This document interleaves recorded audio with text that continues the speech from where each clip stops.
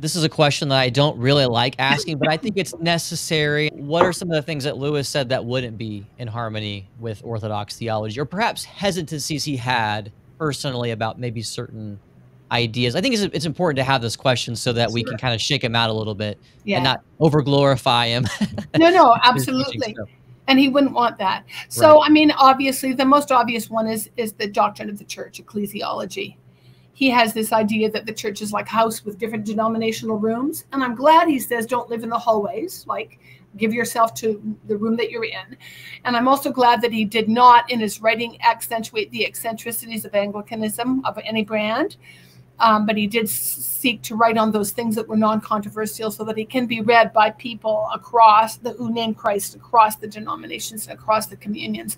But of course, because he has this idea of what we would call the branch theory, he doesn't have an importance of the historic continuity of the church. He certainly does have an idea of the communion of saints, and he talks about how we belong one to the other. But I don't think he's not, because of his ecclesiology, able to see the ongoing apostolic tradition. For him, the great tradition would be important, but I don't think he would have an idea of holy tradition coming right up to today. I'd like to see a lot more explicit things on the Theotokos. I wish he had actually written on confession rather than just practiced it personally, and so on. So those, it's in that area, I think, where he's certainly not Orthodox. And yet, because he was seeing a confessor regularly, and a couple of things that he had to say about the Holy Virgin, and his love for the fathers, those that he knew, do make me realize that in his imagination he yearned for a different ecclesiology, though he could not express it. So that would be my major thing with him. We have an incarnational view of the church, and he had a much more theoretical view. Do you think theosis is a major theme in Mere Christianity, becoming a partaker of the divine nature? Well, even though he never uses that word quite, theosis. It is certainly a major theme in Lewis's writings as a whole. But yes, I think that the argument could be made that it's major in Mere Christianity as well. In Mere Christianity, he says quite plainly, the command be ye perfect is not idealistic gas, nor is it a command to do the impossible. He's going to make us into creatures that can obey that command. He said in the Bible that we were gods, and he's going to make good his words. If we let him, for we can prevent him if we choose, he will make the feeblest and the filthiest of us into a god or goddess, dazzling, radiant, immortal creature, pulsating all through with such energy and joy and wisdom and love as we cannot now imagine.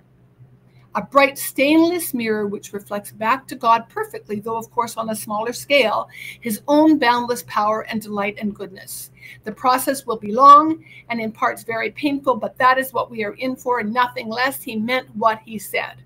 And if I remember correctly, that comes out of his little, that comes as an explanation of his little parable where he says we thought that he was going to make us into a nice little cottage, but he's actually making a castle, and that means things are being knocked down and run up in a most alarming way.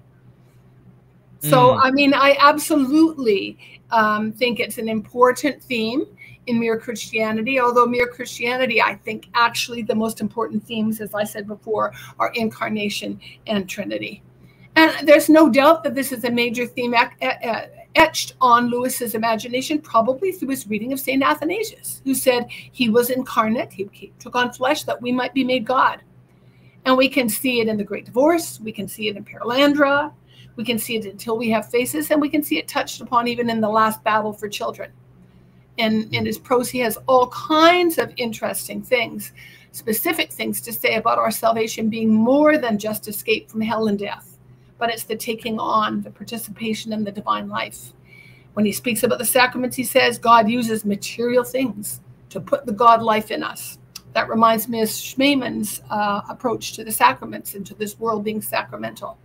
And he warns us that if we were to see a glorified human being as he or she will be in the eschaton, we might be tempted to worship. We would be so frightened. And that picture, I think, comes through beautifully in the Great Divorce, in the picture of Sarah, is brimful with the immensity of life, and who has this unshaking joy that attracts all kinds of creatures and people to her. And then the vignette that really comes to my mind is the one in Perelandra, where we see the Adam and Eve figure, the man and woman figure in Perelandra, walking hand in hand with their bodies shining like emeralds. And they come into sight. And at that point, the gods, that is the Eldils, the angels, bow their huge bodies before the small forms of that king and queen.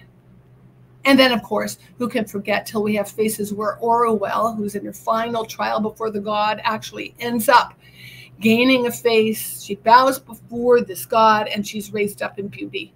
She's learned to die before she died, and she's now fully radiant.